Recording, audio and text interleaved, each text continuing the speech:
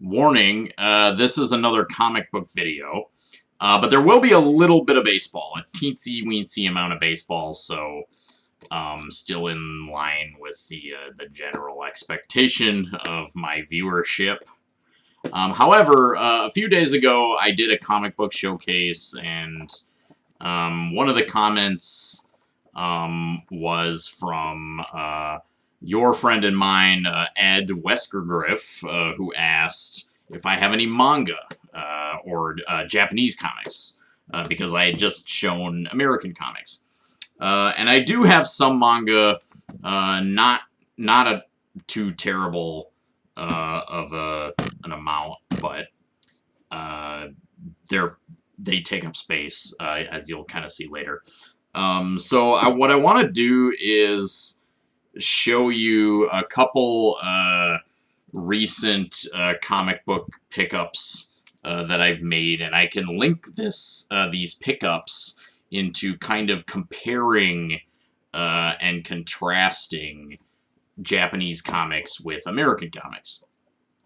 So, and also a little baseball. So the pickups I got were these two. I got Deadpool Black, White, and Blood. This is number 4. And there's a reason I got this. And then I also picked up, this just came out, I want to say last week. This is Edge of Spider-Verse number 3. And so the reason I got these two books was because they are significant to a character who was introduced in, actually, believe it or not, a Deadpool manga. And so this is a fully Japanese original Deadpool title that was released in the Japanese comic manner, which I'll explain a little bit more later. But so this is Deadpool Samurai. And so this is a Japanese comic. It is Deadpool, and it's fully licensed by Marvel and stuff, but it's a Japanese comic by a Japanese writer, Japanese illustrator, published, in Japan. As a digression, I don't know if this has been officially translated into English. I assume because this started, I want to say, very early 2021 or late 2020, probably. I don't know, but anyway. So so these, right, back to these. The reason I got these is because of a character that was introduced in this Japanese Deadpool title. So that character is called Sakura Spider, who's, I don't know, she's a girl, a Japanese girl who was bitten by a radioactive spider, and becomes kind of like a Spider-Man or a Spider-Woman, right? And she acts as kind of a sidekick to Deadpool in this title. So anyway, Sakura Spider, let's see if I can't... So her first appearance ever is the second chapter of this title, Deadpool Samurai. But, so this title here, Deadpool Black, White, and Blood number 4, this is the first appearance of Sakura Spider in American comics. So this is her, American comic debut. And then Edge of Spider-Verse, number 3, this is her origin story. So these, I would say, a lot of these, Spider-Man kind of characters have become popular, particularly, Miles Morales, these alternate Spider-Man, and women, right? Miles Morales probably being number 1. There's, Spider-Gwen, and there's, the Spider-Verse. So Sakura Spider is this Japanese girl, and she's, a Spider-Woman. So, anyway, that's why I got these. So I want to kind of explain the difference, some of the key differences between Japanese and American comics for those of you who might not know. So basically here, as you might know, American comics, they're published in these very thin, I guess you could say chapters or issues are published in these very thin books, right? These floppies, as they're sometimes known. And then they're collected into kind of like omnibus or trade paperback volumes.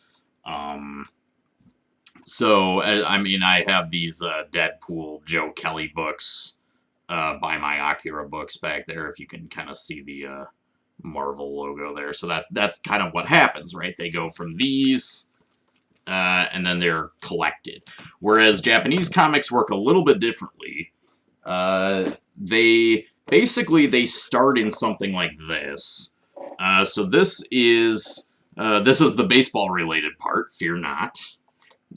So I bought this a couple months ago. This is a July issue of Big Comic Magazine with Roki Sasaki on the front, which is the entire reason I bought this. But it's good to illustrate, I think, the differences between Japanese and American comics, if you're not really aware. So basically, comics in Japan that get print publication, they always start in a comic magazine like this. And these magazines are generally pretty thick. This one is actually a thin one. They get much fatter than this. But basically, you've got multiple chapters of different titles by different authors in the same magazine. And, obviously American comics, right, the indie publishers the genres are a little more broad, but generally most of it is, it's superheroes, and that's pretty much it. Whereas Japanese comics, just to kind of give you a peek inside, right? So the genres are varied, crime, fantasy, sports. Let's see here. So, like, for example, here's a period, some kind of period title with, like, samurai. But then you've also got, for example, here is a basketball title by a different writer and a different illustrator. But in Japan, generally, the writer and the illustrator are the same. It's not like American comics where you have a writer and then you have a penciler, an inker, a colorist, etc. And here's a baseball title. So this is something called Four Seam Next, and it's a baseball title. This is, I believe, I haven't read it extensively, but basically it's a Japanese player. The story is about a Japanese player in the major leagues. So you've got basically they're the A's, but so yeah, you can see here Oakland, right? Like, so I think this player plays for the A's. Kind of funny. So anyway, so as you can see, various titles, various artists, right? So they're all collected into various magazines like this, and there are tons of these. So I want to make it clear that this is just this big comic is just one of very many that you can buy. You can go to a store, convenience store, bookstore, and they just got, an entire section of pretty much exclusively these magazines.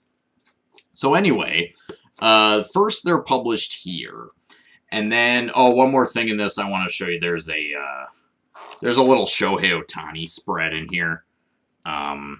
So I wanted to just highlight that a little bit. Okay. So, yeah, so they're published first. Individual chapters are published in these big magazines on this very frankly poor quality, sort of pulpy newsprint. Kind of come off on your fingers, cheap printing, right, in these magazines. But then the chapters are subsequently published in little books like these. These are called tankobon, and they're basically just volumes of various the collected chapters of an individual title from the comic magazines that they'll give their own book. So, like, this is Deadpool Samurai, which I believe was, is or was, I don't know if it's, I don't know if it's still going or not. But this was published in Jump magazine, I believe, which is one of the most famous Japanese comic magazines. Pretty much any big, title aimed at, sort of vaguely aimed at boys. Dragon Ball, One Piece, right? Like, they're all pretty much published in Jump. So this is from Jump, and basically what they do is, so they collect the chapters, and then they print them on a little bit higher quality paper, right? So they're no more newsprint. The paper is a little bit more, high quality, and like, so like, here's a it's got like Captain America there. So basically, in terms of like Deadpool Samurai, I like this story. So that's kind of the printing or production differences, right? In terms of this story, eh. So I read this, I gotta say, like, I don't. It's all right. Like, Deadpool as a character, I think, is definitely a big. I would say for it, like a Japanese writer, that might be kind of a challenge. So they don't quite. I don't know. I feel like they don't quite nail him. As for like Sakura Spider, right, the character I was talking about, she's not. It's all of this is kind of just like. It's cool that it's like a licensed, Japanese Marvel title. So, it's okay. I might finish it. And so basically Deadpool ends up, I don't know, Deadpool's in Japan for some reason, and then, there's like an idol singer who's like a Venom symbiote, and it's kind of absurd, but I guess superheroes in comics are kind of inherently absurd, right? So anyway, I was asked about manga, so like here's an example of like a title that I am reading, and again, I'm certain this probably doesn't have an official English translation, although I'm sure you can find unofficial fan translated, scans online. I think they're called like scanlations, right? So I'm reading this title called Tenkaichi, which basically means like the best in the world, and so here's like the first tankobon of Tenkaichi. The premise of this is very simple. Japan's greatest heroes, historical kind of larger-than-life historical figures have kind of gathered for like this tournament to be like, who's the greatest. So pretty much mindless action, right? You've got all the characters are kind of they're based on on real historical figures, but obviously it is not at all historical. It's kind of these superhero versions of like characters that are based on real Japanese historical figures, swordsmen, samurai, generals, and things like that, ninjas. One thing I will say, based on like this title particularly, very often, one thing that I would say is a pretty big difference. Like, if you actually read Japanese comics and American comics, and you really sort of like take in the panels and things like that, I think one thing is that like the Japanese comics generally, they don't have as much going on on like a per page basis.